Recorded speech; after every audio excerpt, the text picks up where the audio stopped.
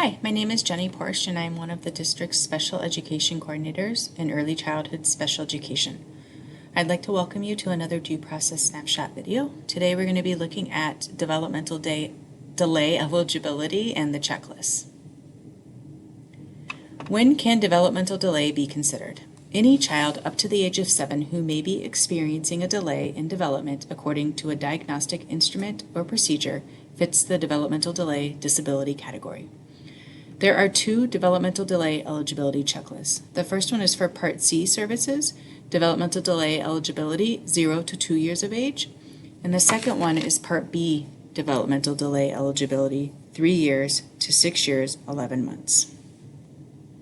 The first one we're going to be looking at is the developmental delay checklist for Part C services 0 to 2 years of age. The child must meet one of the following to be determined eligible for infant and toddler intervention services under the category of developmental delay.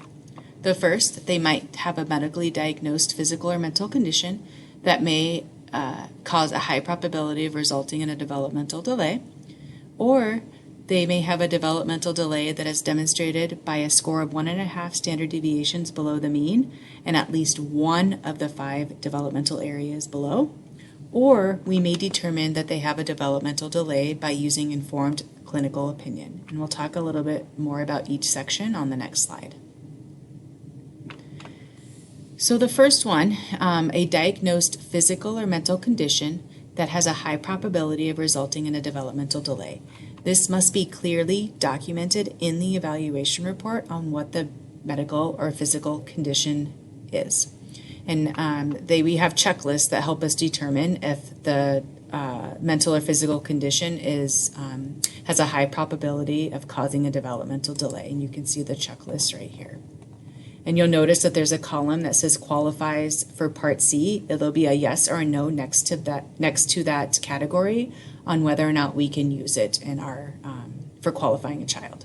And here's medical diagnoses as well. The other option is that they may show a delay of 1.5 standard deviations below the mean in one or more developmental domains by using a standardized assessment tool that's administered by an appropriately trained professional. The developmental domains are cognitive, communication, motor, social emotional, or functional adaptive. Or we may determine that they have a developmental delay that is determined through the use of informed clinical opinion. And MDE has strict criteria that we need to follow if we're going to be using informed clinical opinion, and that information can be found here. The second checklist we're going to look at is the developmental delay for Part B, so 3 to 6 years, 11 months. And there's a little bit more that the child needs to show here in order to qualify. So based on information in the evaluation report in the student's file, a child identified as eligible under developmental delay must meet the requirements of 1 and 2. So 1, they either need to have a diagnosed physical or mental condition or disorder that has a high probability of resulting in a developmental delay, or they need to have a delay of 1.5 standard deviations or more below the mean in 2 out of the 5 areas listed here. They also need to meet all requirements listed under Part 2. So we need to at least have 1 documented observation, a developmental history, and 1 other procedure that is used to identify the delay, usually a criterion reference tool, language sample, or curriculum-based measure. We'll go over each one a little bit more on the next slide. So again, a diagnosed physical or mental condition or disorder that has a high probability of resulting in a developmental delay, and again, it needs to be clearly documented in the evaluation report. Those conditions and or disorders can be found here on these 2 checklists. Or a child has a delay of 1.5 standard deviations below the mean in 2 or more developmental domains. So using a standardized assessment tool administered by an appropriately trained professional. And developmental domains include cognitive, communication, motor, social emotional, functional, and adaptive. Along with meeting 1, we also need to have documentation that supports all 3 under item 2.